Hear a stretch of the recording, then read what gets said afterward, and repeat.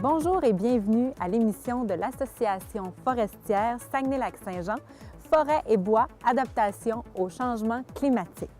Éduquer, sensibiliser et informer les gens à l'importance de la forêt et du bois, ainsi qu'à l'aménagement forestier durable par le biais de présentations d'ateliers éducatifs en milieu scolaire et par différentes activités grand public. La présentation du congrès annuel est un moyen de rejoindre la population régionale. Les gens de chez nous doivent comprendre les enjeux forestiers et se sentir fiers de notre richesse, la forêt.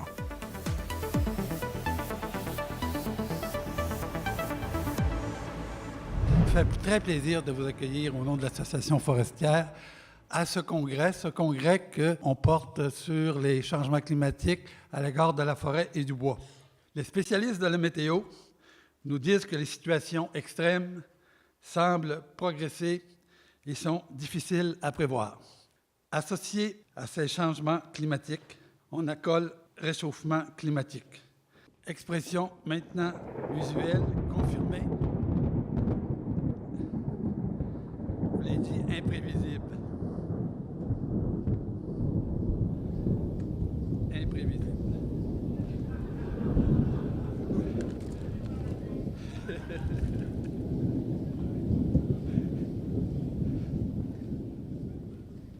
Vous l'avez dit, imprévisible. On peut se faire jouer des petits tours, hein?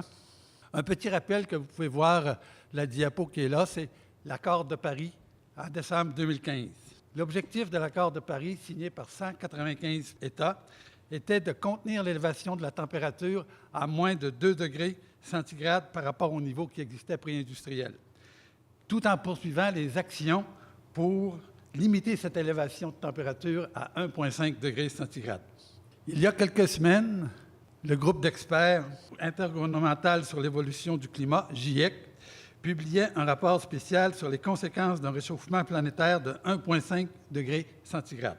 Le coprésident du groupe de travail, M. Pamo, soulignait lors de son dévoilement un message important ressort tout particulièrement de ce rapport, à savoir que les conséquences d'un réchauffement planétaire de 1 degré Celsius sont déjà bien réelles, comme l'atteste l'augmentation des extrêmes météorologiques, comme on a vu tantôt, c'est imprévisible, l'élévation du niveau de la mer et la diminution de la banquise arctique.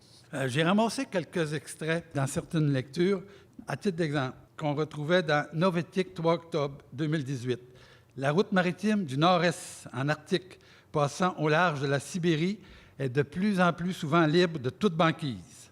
Un navire de la marine française vient de l'emprunter sans aide de brise-glace russe. Une première, un gain économique pour le transport, mais un très mauvais signe sur l'état de réchauffement planétaire. On pouvait lire aussi une chienne piquée par une tique. Ça, à cet égard-là, Dominique Paquin, spécialiste en simulation et analyse climatique chez Ouranos, dans la presse du 11 août 2018, disait « La maladie de Lyme qui se propage toujours plus au nord. » Bien, on peut dire est rendue chez nous. Normandin, 6 septembre, 107 mm de pluie en 2 heures. Bon, on dit, c'est extrême. Ce n'était pas prévu comme tel par les météorologistes, un peu comme ce qui m'est arrivé tout à l'heure. Elle disait aussi, Mme Paquin, Cardinal rouge qui chante dans la cour à Montréal et dont la présence était autrefois exceptionnelle. Bien, le cardinal rouge, j'en ai pas vu dans la région, j'en ai pas entendu parler, mais il y a 2 semaines, une anecdote, j'étais chez Canac, puis en train de regarder pour acheter des graines d'oiseaux.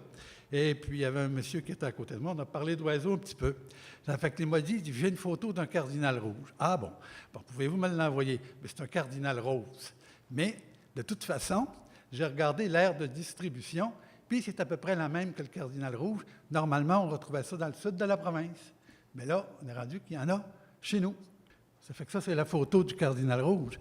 Mais ce qui est exceptionnel aussi, le chevreuil. Qui aurait dit il y a 10 ans qu'on ferait la chasse au chevreuil dans la région? Bien, l'année passée, la chasse au chevreuil a été permise. Et puis, ça, c'est une photo d'un chevreuil qui a été pris à 20 km au sud de Chibougamau. Bien, la température moyenne, ça, c'est une entrevue à Radio-Canada avec Frédéric Nikoloff, le 8 octobre, c'est tout récent. La température moyenne combinée pour juillet et août a surpassé de 2 degrés la normale de 1981 à 2010. Cette vague de chaleur sans précédent en 146 ans d'observation dans le sud du Québec a eu des effets importants sur les activités agricoles. Ces bouleversements ne sont pas sans inquiéter de nombreux gouvernements. Plusieurs, aujourd'hui, sont sceptiques quant à l'atteinte de l'objectif à la veille de la COP 24 qui va avoir lieu en décembre dans la ville de polonaise de Katowice et lors de laquelle les États feront un bilan ou le point sur l'accord de Paris. Et je lisais une déclaration de Mme Patricia Espinosa, haute responsable à l'ONU, chargée des changements climatiques. Elle disait « Les nations ne tiennent pas leurs promesses ». Quand j'ai lu aussi dernièrement dans Novetic, le 27 septembre 2018, juste avant d'accueillir la COP 24, la Pologne autorise la construction d'une centrale à charbon de 1000 mégawatts au coût de 1,4 milliard d'euros. La Pologne, ce n'est pas le seul pays accro au charbon. 40 de l'électricité mondiale provient de cette source d'énergie. 45 en Allemagne, 66 en Chine, 60 en Inde, 60 aux États-Unis. Un retour en arrière ne semble pas possible. Pour limiter le réchauffement planétaire à 1,5 degré centigrade, il faudrait rapidement et de manière inédite modifier les aspects de la société selon le GIEC. Des impacts dans notre milieu forestier. Plusieurs études, observations, simulations et analyses faites par des spécialistes prévoient que des transformations vont se produire dans les écosystèmes. On pourrait assister à une migration de la faune et de la flore du sud vers le nord dans l'espace-temps. M. Robert Siron, coordonnateur du programme Écosystèmes et biodiversité du consortium Ouranos, déclarait récemment « Sous l'effet du réchauffement climatique, les aires de répartition de centaines d'espèces se déplaceront vers le nord à grande vitesse, de 40 à 50 km par décennie, estiment les scientifiques. Selon lui, la plupart des arbres ne suivront probablement pas le rythme accéléré des changements climatiques. En pratique, ce qu'il dit, la vitesse de migration des arbres est plus lente, de 10 à 45 km par siècle. Et il y a d'autres obstacles comme le sol, la concurrence. Je ne pense pas qu'on voie des arables à sucre sur du roc. Dans un récent article publié dans Nature Communication, l'auteur Loïc d'Orangeville, postdoctorant et chercheur au Centre d'études de la forêt, fait part de ses recherches. Selon l'article, une augmentation de 2 degrés pourrait donner lieu à un gain de productivité d'environ 13 sur l'ensemble de la forêt boréale de l'Est du Canada. Ça peut être intéressant. Et ce que nous avons découvert, cependant, c'est qu'au-delà d'un seuil de 2 degrés, les gains enregistrés à certains endroits pourraient être annulés par les pertes subies ailleurs. Est-ce possible de limiter le réchauffement climatique en dessous de ce seuil de 1,5 %? Quelques citations d'auteurs qui ont contribué au rapport du GIEC. Jim Sika, coprésident du groupe de travail 3. Du point de vue des lois de la physique et de la chimie, la limitation du réchauffement planétaire à 1,5 degré, c'est possible, mais il faudrait pour le réaliser des changements sans précédent. Hans Otto Porter, coprésident d'un groupe de travail également. En outre, le fait de limiter le réchauffement planétaire donnerait la possibilité aux populations et aux écosystèmes de s'adapter et de rester en dessous des seuils de risque pertinents. Joël Guillot, un paléontologue, dans une interview avec Frédéric Nikoloff à Radio-Canada le 8 octobre, c'est tout récent, à la question « Quelle est l'ampleur des mesures pour ne pas dépasser 1,5 degré centigrade ?»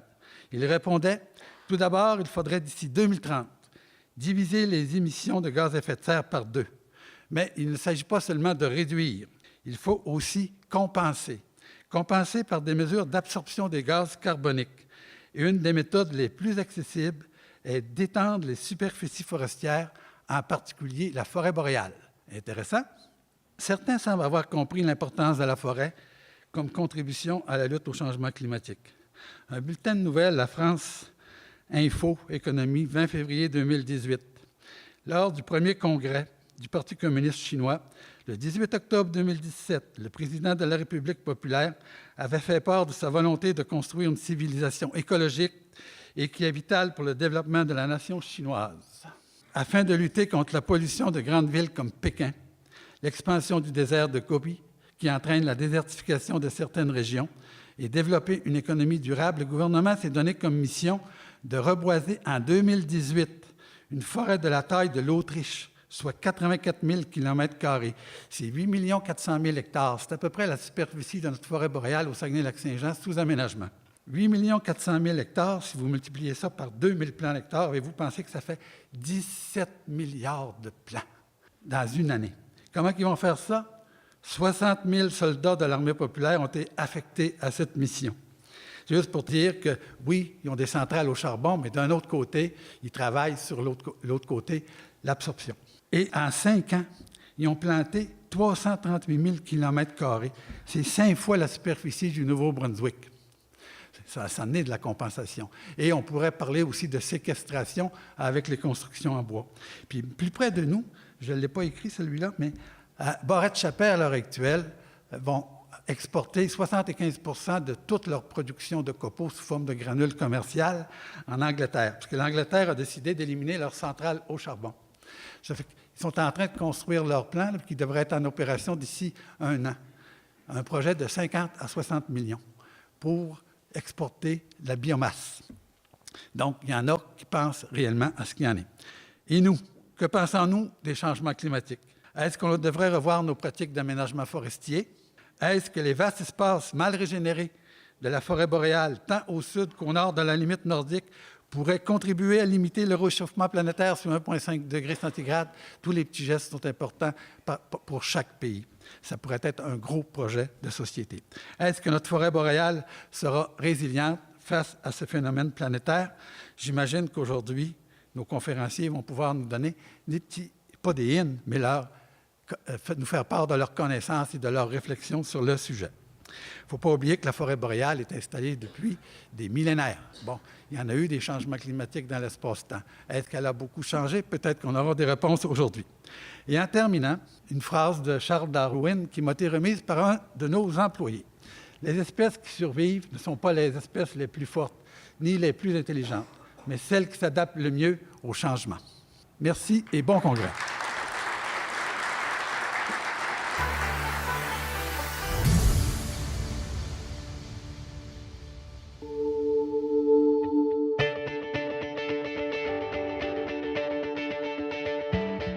C'est intéressant aussi de voir à l'université, il y a de plus en plus de monde qui s'en va en foresterie.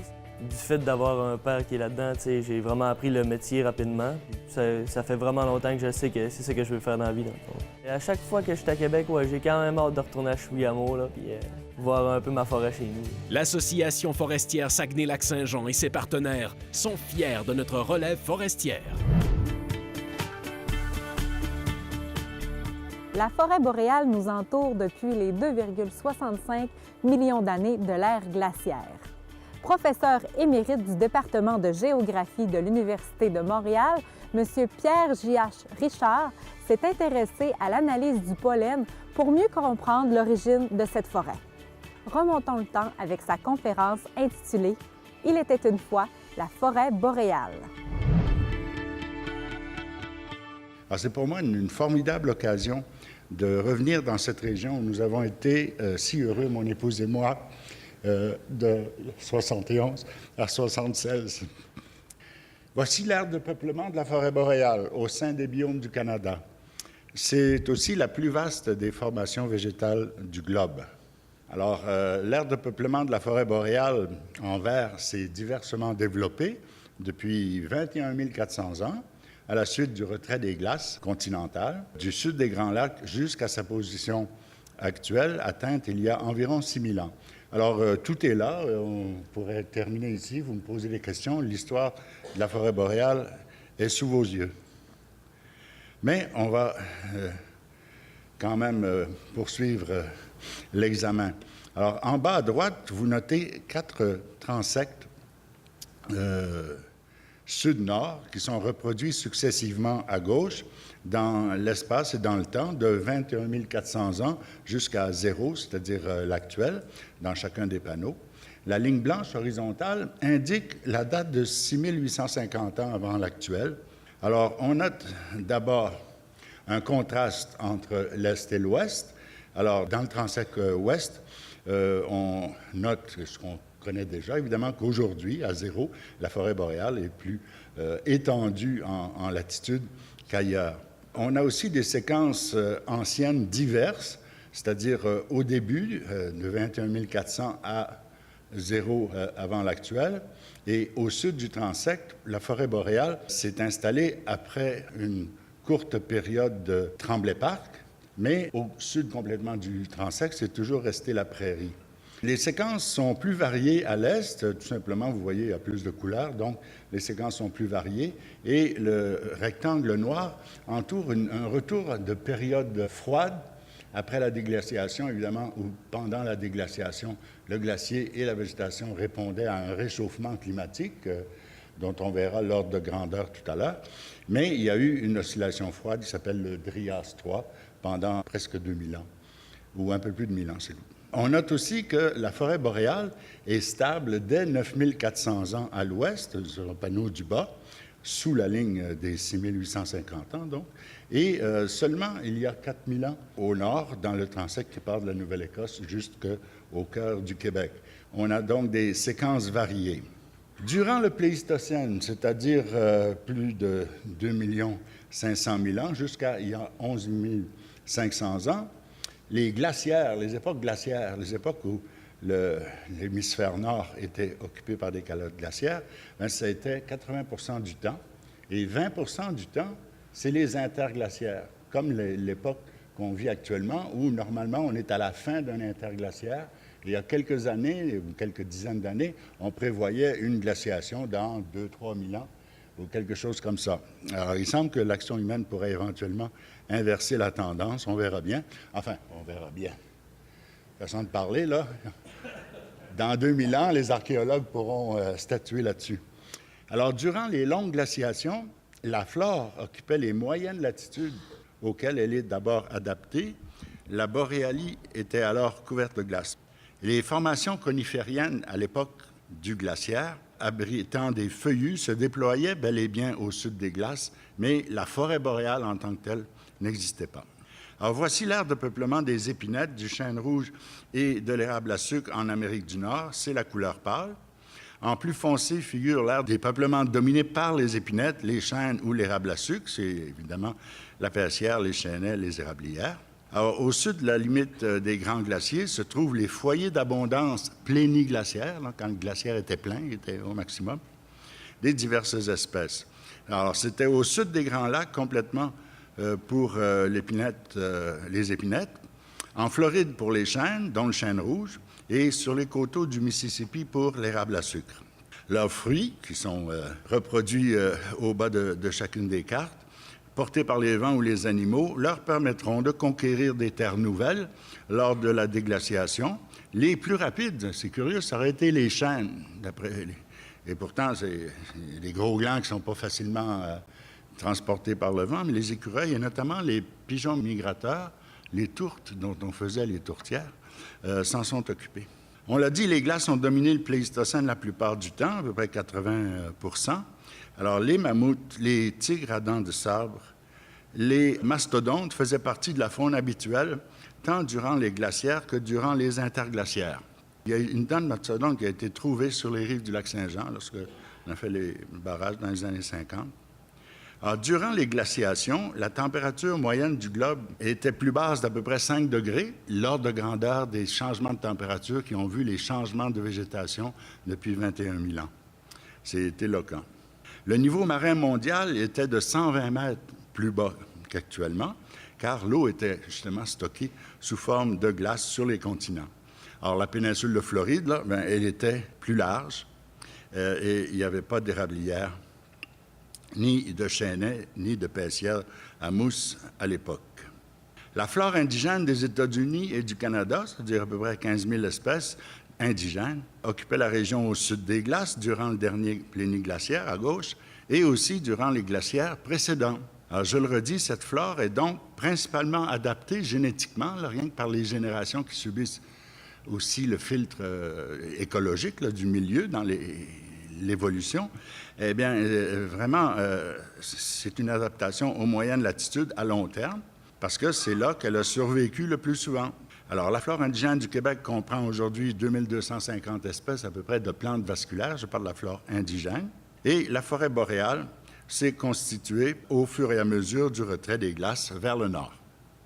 D'où viennent donc toutes ces reconstitutions? Et c'est quand même fondé sur des recherches un peu partout, dont celle qui est fondée sur cet outil dont on va parler maintenant, l'analyse pollinique, qui permet, et c'est le titre d'un article des années 50, « Le pollen livre le secret des forêts disparues ». Pourquoi? Parce que le pollen est produit en quantité énorme par les plantes, la plupart du temps, et pour ce qui est de nos arbres, le plus souvent largement dispersé par le vent.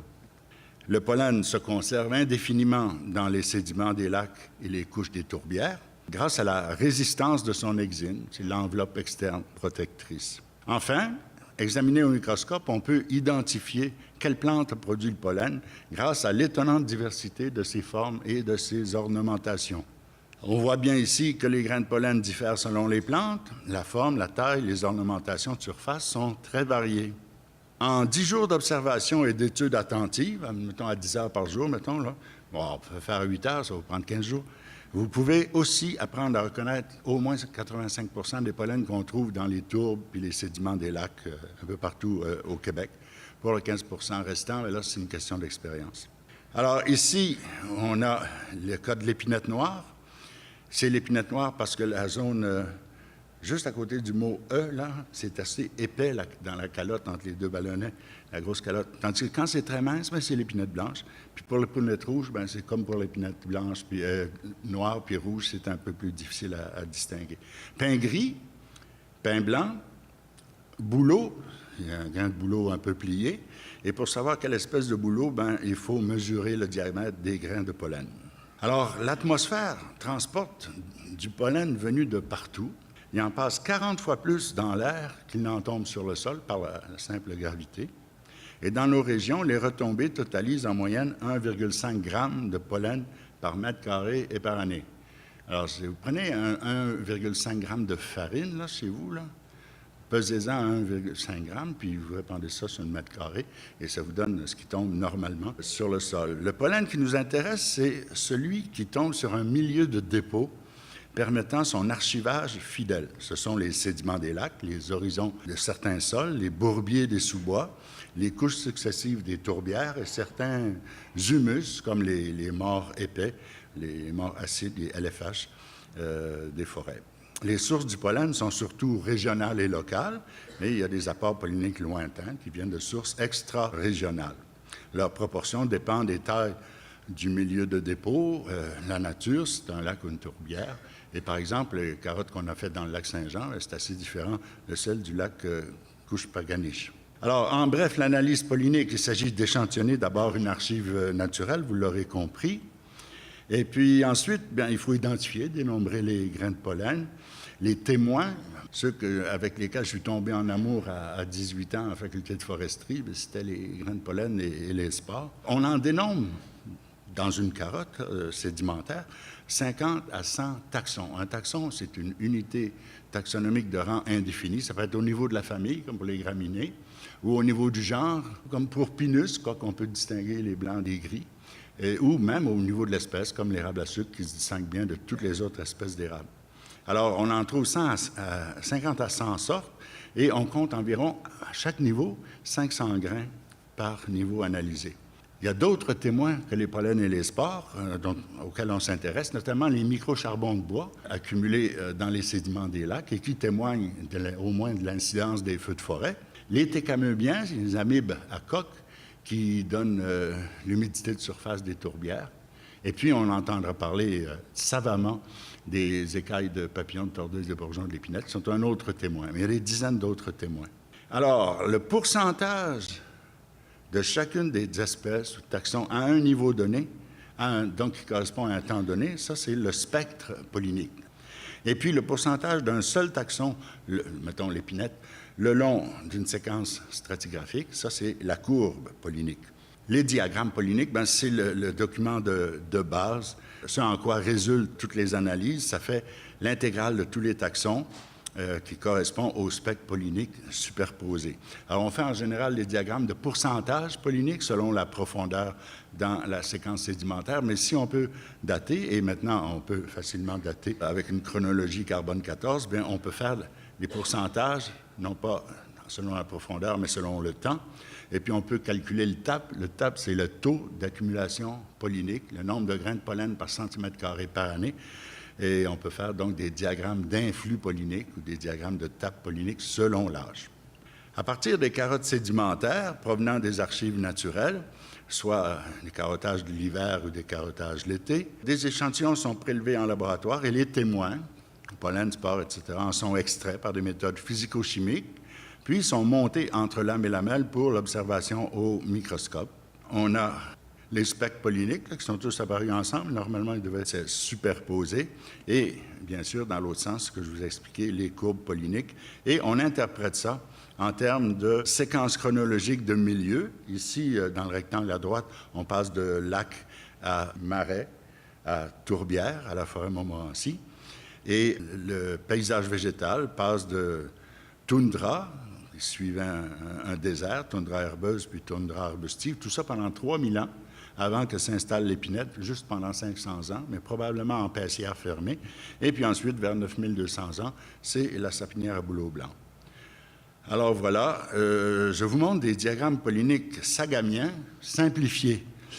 Vous ne l'avez pas dit, mais moi je l'ai écrit, on ne voit rien. Je vous le montre simplement pour vous montrer de quoi ça a l'air en vrai, puis encore, il manque 30% ici des taxons.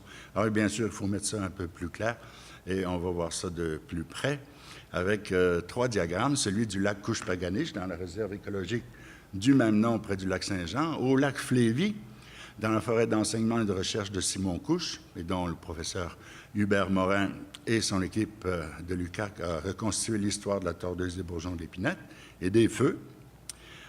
Et enfin, un petit lac subalpin, presque au sommet du mont Valin. Alors, on choisit généralement de petits lacs pour maximiser la représentation pollinique de la végétation environnante. On n'est pas intéressé, comme si vous faites le lac Saint-Jean, vous allez avoir rien que du pollen, bon, pas rien, mais un gros pourcentage de pollen d'aulne. Pourquoi? Parce que le bassin du lac Saint-Jean s'en va jusqu'au lac Mistassini. Il draine des milliers, des millions peut-être, de petits ruisseaux qui sont tous dans toutes les rives sont occupées par l'aulne rugule. Alors, c'est normal d'avoir plein de pollen d'aulne dans le lac Saint-Jean. Donc, avoir une vision quasiment à l'échelle du bassin versant. Alors, la végétation environnante, c'est l'érablière à bouleau jaune à Couche-Paganiche, la sapinière à bouleau blanc à Flévy et la sapinière à épinette noire à Mont-Valin. Notez aussi maintenant les profondeurs de sédiments, 9 mètres à Couche-Paganiche, 6 mètres accumulés sous l'eau, là, à Flévy, et 4 mètres à Valin. Et ça, c'est un peu une résultante de la productivité biologique dans les lacs. Avec l'altitude, évidemment, il y a moins de productivité biologique. On a aussi les dates basales qui varient un petit peu, mais le tout couvre toujours plus de 10 000 ans. Alors, on va examiner d'abord la courbe du pollen de bouleau. Vous voyez, le bouleau n'est pas si abondant quand même dans la région, mais c'est lui qui est le plus polliniquement représenté. Alors, de part et d'autre de la ligne du trait vertical, c'est de part et d'autre de 40 %. Et j'ai fait apparaître malencontreusement une ligne rouge qui revient ici pour vous dire qu'on peut faire des corrélations palynostratigraphiques. La ligne rouge, c'est à peu près à 7000 ans dans les 3 cas. Mais vous voyez, ce n'est pas à la même profondeur parce que les taux d'accumulation sédimentaire sont différents. Regardons maintenant le pin blanc, qui est le maximum, à son maximum de représentation à Couche-Paganiche, moins dans les 2 autres sites. Si on regarde le pin gris, eh bien, c'est encore la même chose. À Couche-Paganiche, il est plus représenté que dans les 2 autres sites. On a un petit maximum du pin gris qui se situe à la même époque, dans les 3 cas. Et on a le cas du sapin et de l'épinette, qui sont quand même des espèces dominantes, en tout cas en sapinière à bouleau blanc et en sapinière à épinette noire. Et leur représentation pollinique n'est pas si forte que ça. Pour avoir la représentation pollinique de l'érable à sucre, qui est présente seulement à Couche-Paganiche, dans la région autour du lac, quasiment, eh bien, il a fallu faire une courbe multipliée 10 fois, rien que pour que vous voyez ces toutes petites valeurs. Et pourtant, vous voyez, on sait qu'il n'y en a pas autour du Mont-Valin, là. Il y en a au pied à certains endroits, mais pas vraiment en altitude, pas à 840 mètres. Et pourtant, il est représenté. C'est que les vents apportent les pollens. Alors, l'interprétation en termes de végétation, c'est un art que je manipule de manière experte, dit-on. Mais il y a d'autres façons de le faire de façon plus objective. Ici, c'est le chêne rouge, dont on voit qu'il a été au maximum de l'abondance seulement au début des différentes séquences. Le message, c'est que le pollen n'égale pas la végétation. Le pourcentage pollinique, c'est une représentation. Ce n'est pas une réalité. C'est comme actuellement, si notre témoin, c'était la voix, bien, vous êtes très sous-représenté par rapport à moi, qui suis pourtant un parmi 200, et qui suis surreprésenté, non seulement par mon poids, mais par ma voix. Voici les taux d'accumulation pollinique dans les sédiments de 8 lacs des sous-domaines bioclimatiques des Paissières et des Sapinières de l'ouest du Québec. Alors, ces taux-là livrent assez fidèlement la densité des forêts et aussi l'abondance des populations de l'épinette et du sapin dans le temps, parce que, contrairement au pourcentage, les valeurs sont indépendantes de celles des autres taxons. Alors, notez d'abord pour l'épinette un changement d'échelle entre les Paissières et les Sapinières. Il a fallu multiplier par 5. Alors, pour les taux d'accumulation pollinique de l'épinette, parce qu'ils sont plus rares dans les Sapinières que dans les Paissières.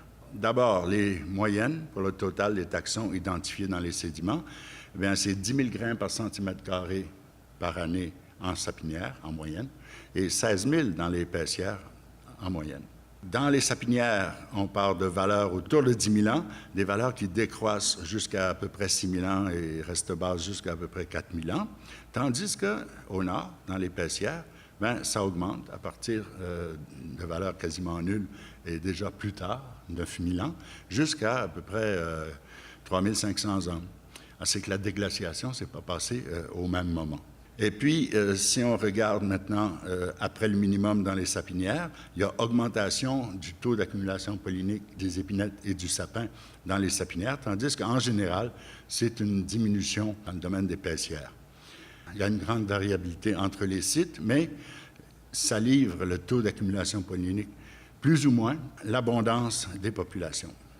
L'interprétation des données en bref, bien, on prend des SP, spectres polliniques de surface, dans les tourbières, les lacs, les sédiments de surface des lacs, et puis on regarde les pourcentages dans la végétation et on fait des indices de correction, donc pourcentage de végétation versus pourcentage de pollen, ce qui nous donne une correction pour la représentation, mais de toute façon, ça nous donne la signature pollinique de la végétation actuelle. Alors, on peut faire donc des transferts entre de l'actuel au passé.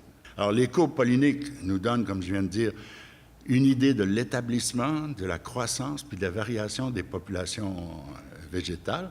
Et le rôle du taux d'accumulation pollinique, on vient de le voir. Et ceci nous permet des reconstitutions en recherchant les analogues actuels des spectres anciens, fossiles, qu'on trouve dans les sédiments. On reconstitue donc la végétation et le climat.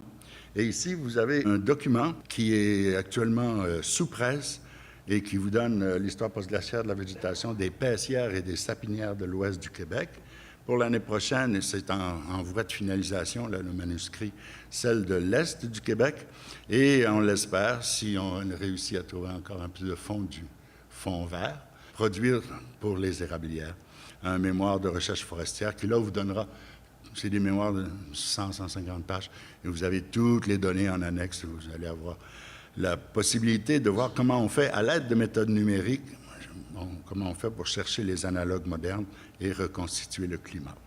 La zonation végétale du Québec-Labrador, ma thèse en 1976 est que les unités de végétation modernes doivent servir de référentiel pour l'interprétation des diagrammes polliniques en termes de végétation et de climat.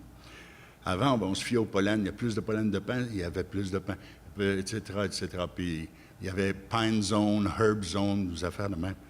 Alors, il faut d'abord retracer par leur pollen l'évolution postglaciaire des 3 taxons clés que sont aujourd'hui l'érable à sucre, les érablières en orangé sur la carte, le sapin baumier, les sapinières en vert et l'épinette noire, les paissières, en bleu.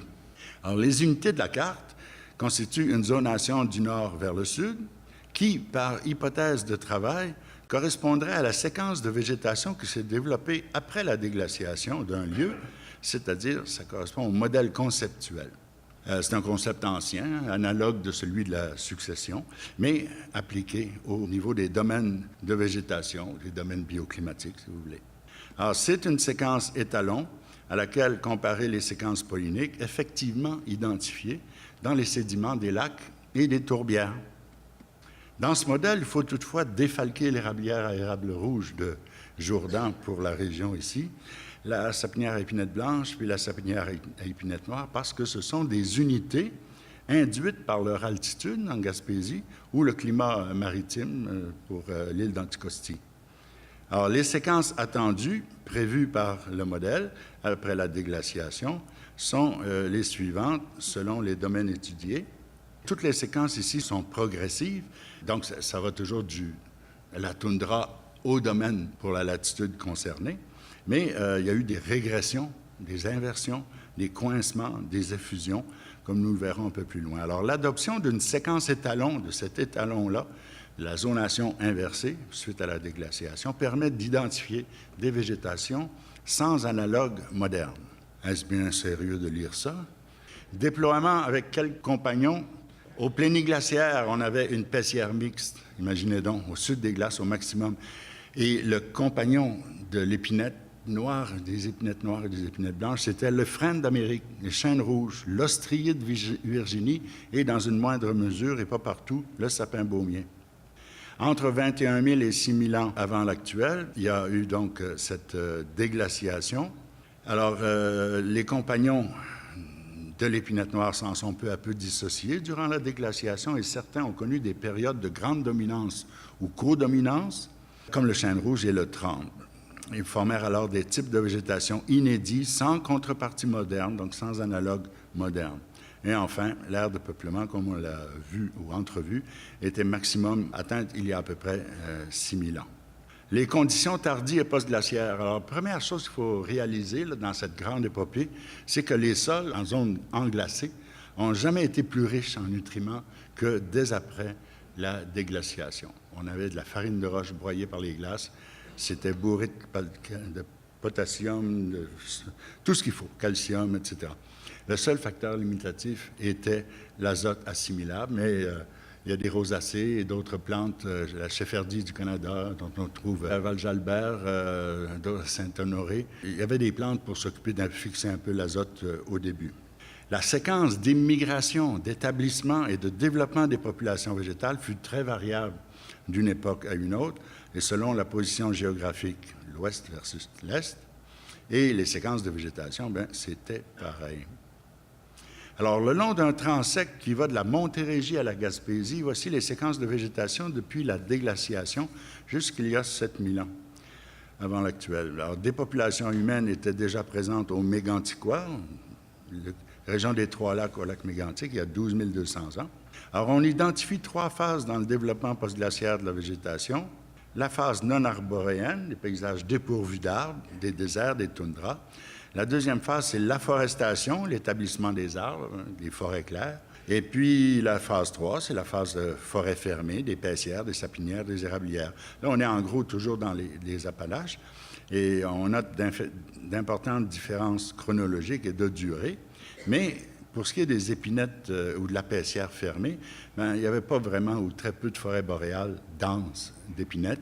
Il y avait des forêts claires, comme celle que je souligne au Mont Shefford, et une forêt plus ou moins dense de sapinières à épinettes noires en Gaspésie dès 7500 ans. Alors voici la géographie du sud du Québec il y a 13 000 ans. Le lac glaciaire à Candona, sur le piémont des Appalaches, à peu près à Warwick, la capitale de la poutine, au sud-ouest de la ville de Québec. L'épinette noire prospère au sud d'une toundra climatiquement contrôlée par l'inlandsis et les glaciers appalachiens résiduels.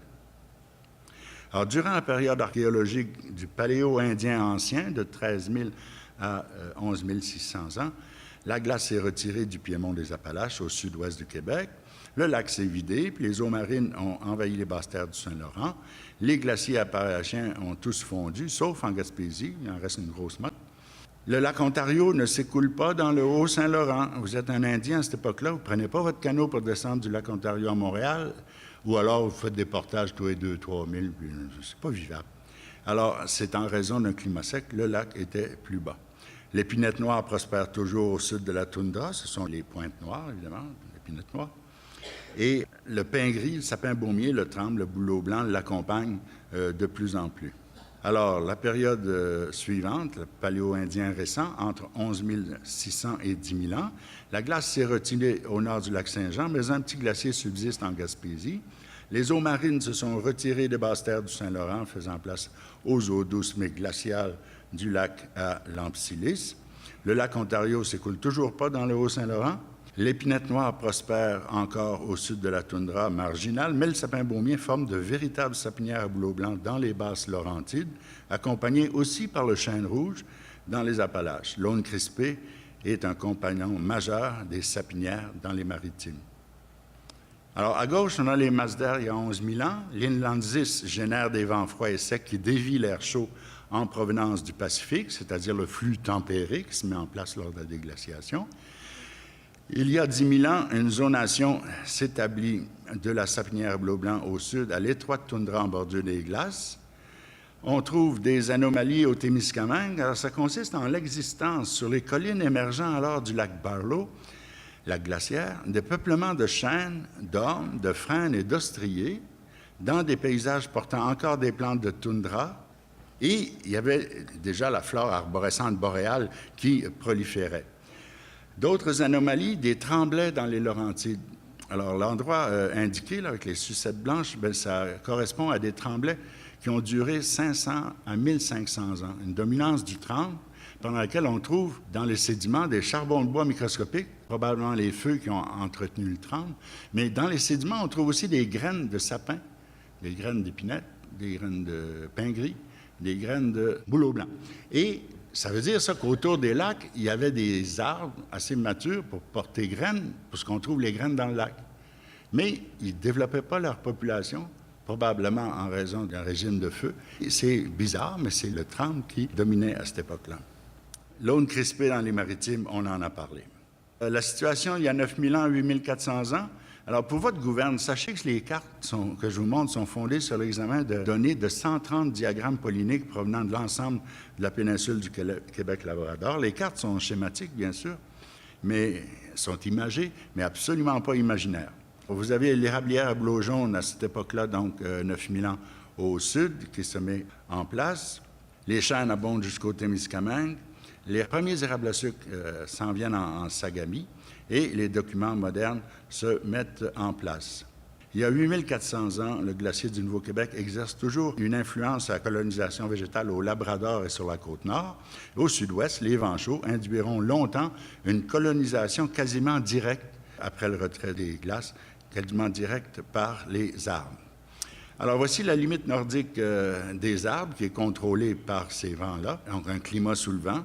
Il y avait à l'époque, donc on est rendu il y a 6000 ans, des tuyas en Abitibi avec une abondance pollinique telle qu'on pense que c'était un domaine vraiment de cédrière à sapin ou sapinière à tuyas, comme vous voudrez.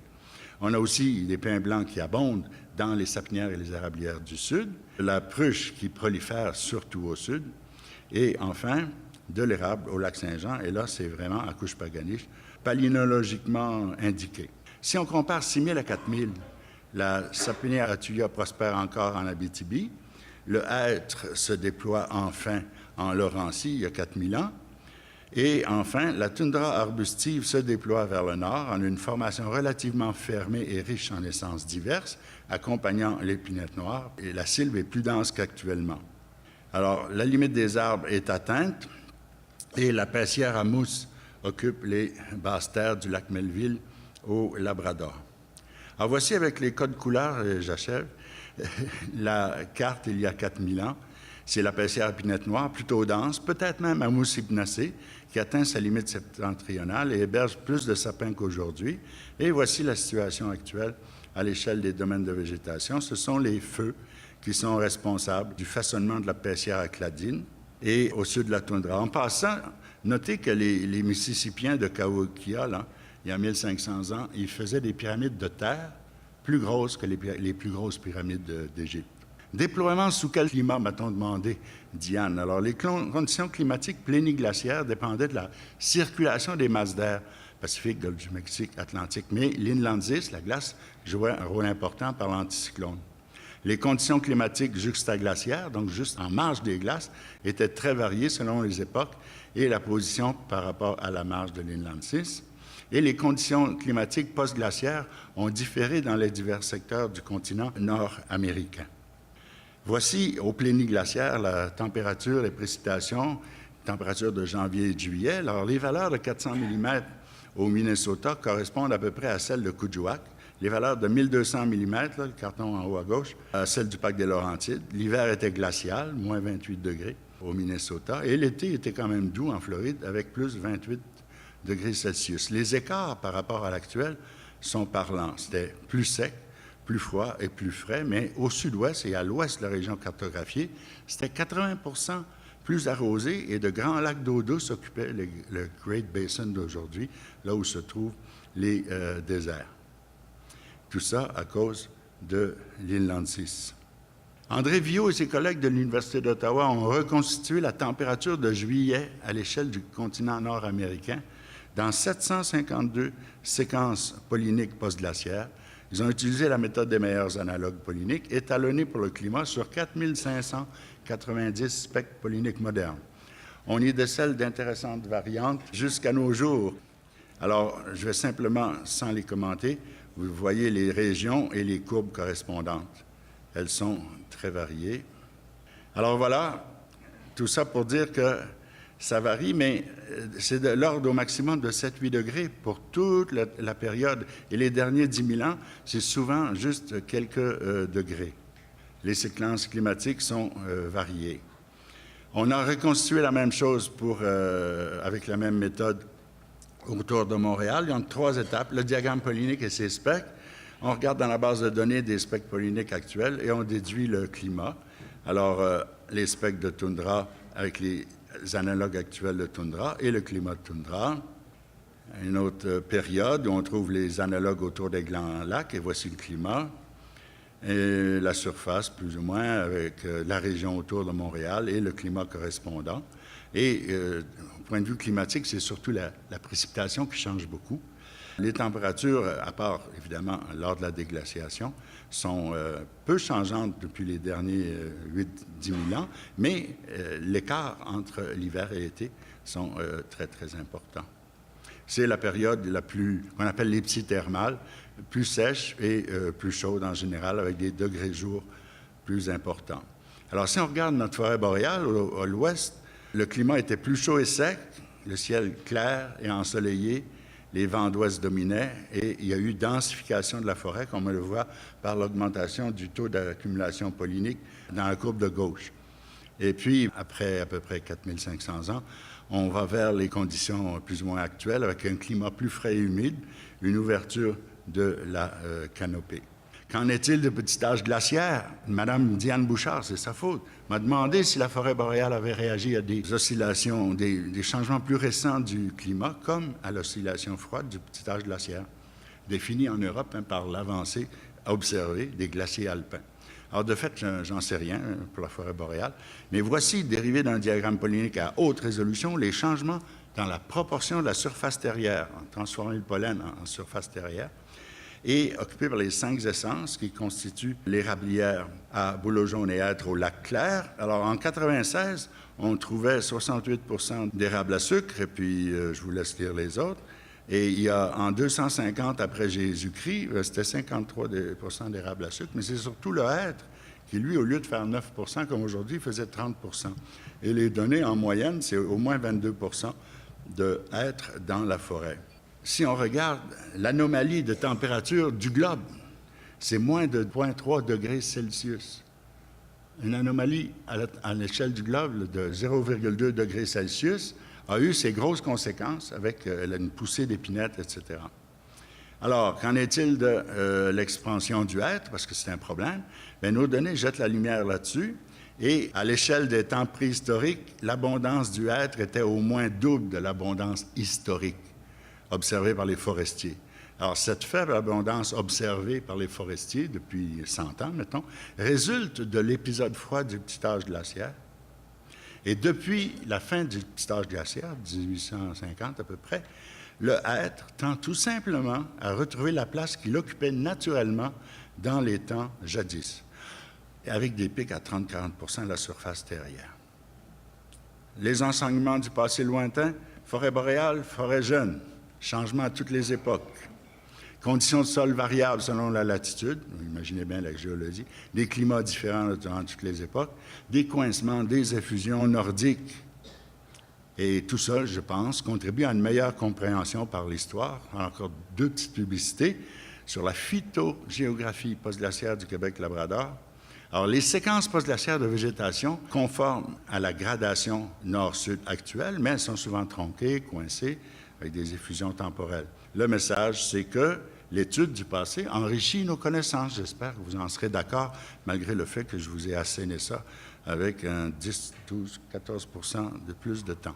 Les réponses des plantes selon les exigences, l'haute écologie, les tolérances propres, c'est avec ce bagage que les plantes ont colonisé le territoire, mais en examinant l'histoire, on a des réactions, des combinaisons inattendues en raison de conditions particulières du sol ou du climat ou du régime des perturbations ayant existé à certaines époques et en certains lieux. Et je pense que vous serez d'accord avec moi que ces combinaisons complètent nos savoirs.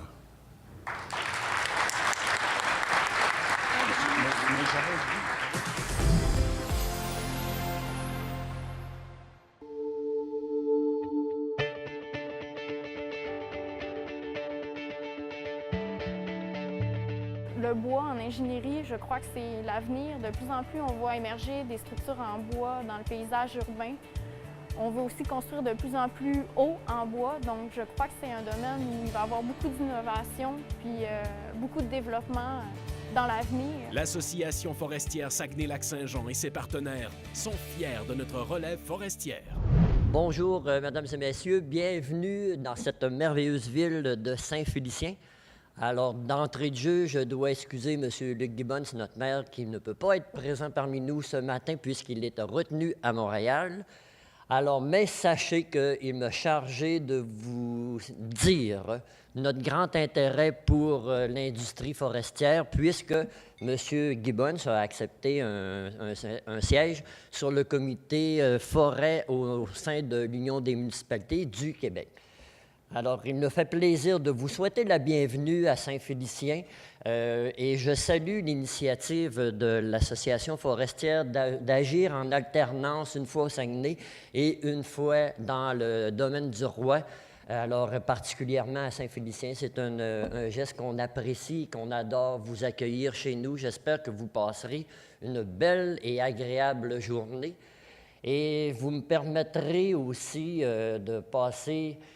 puisque le thème d'aujourd'hui, c'est un point un peu plus politique, le thème d'aujourd'hui prend tout son sens, puisque, comme moi, vous écoutez, on suit les différentes élections à travers le monde et il semble y avoir un grand intérêt pour les dirigeants de cette planète qui prennent des positions contre les changements climatiques et on voit naître des présidents ou des chefs d'État qui renient cette chose-là. Donc, ensemble, je vais vous inviter aujourd'hui à resserrer les coudes et à faire entendre notre voix davantage plus forte pour pouvoir faire comprendre le message que oui, il y a des changements climatiques, moi j'y crois, et je vous remercie d'être là. Et j'espère qu'ensemble, les régions ressources, on pourra se faire entendre dans les grands centres pour faire comprendre le bon sens là, de certains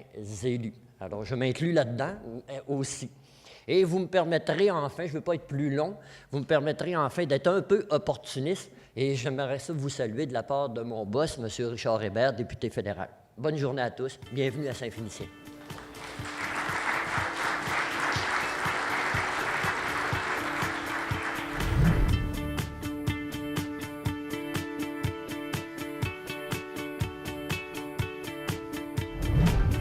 Le climat a toujours varié dans le passé, il n'a jamais été constant, puis il va continuer de varier dans le futur. Ça, c'est le premier constat qu'on a. Sauf que à court terme, et je dis bien tous les modèles pointent vers une hausse des températures.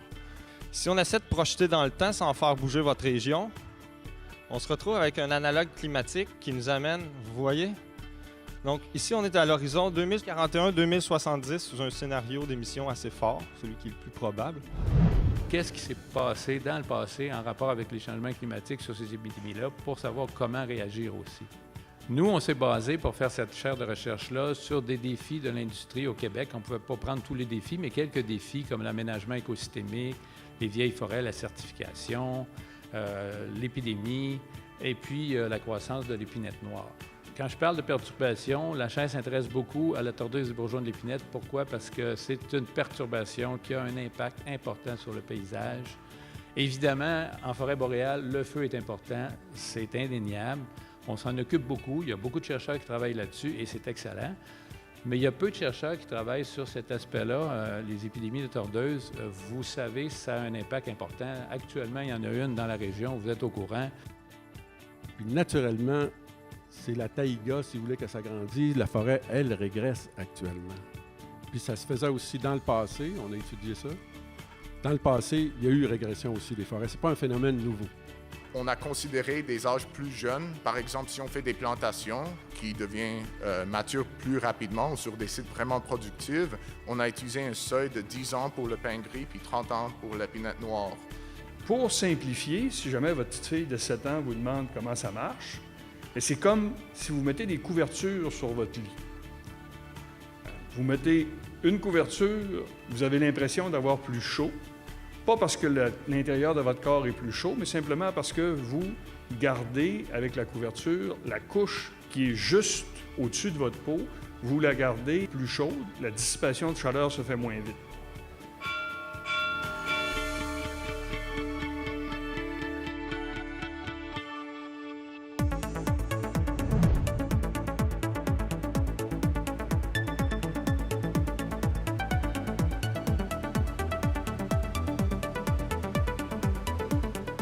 C'est notamment grâce au professeur J.H. Richard que vous savez qu'avec les études du passé, les connaissances actuelles sont enrichies. Mon nom est Stéphanie Pelchat et je vous invite à être des nôtres pour le prochain épisode de Forêt et bois, adaptation au changement climatique.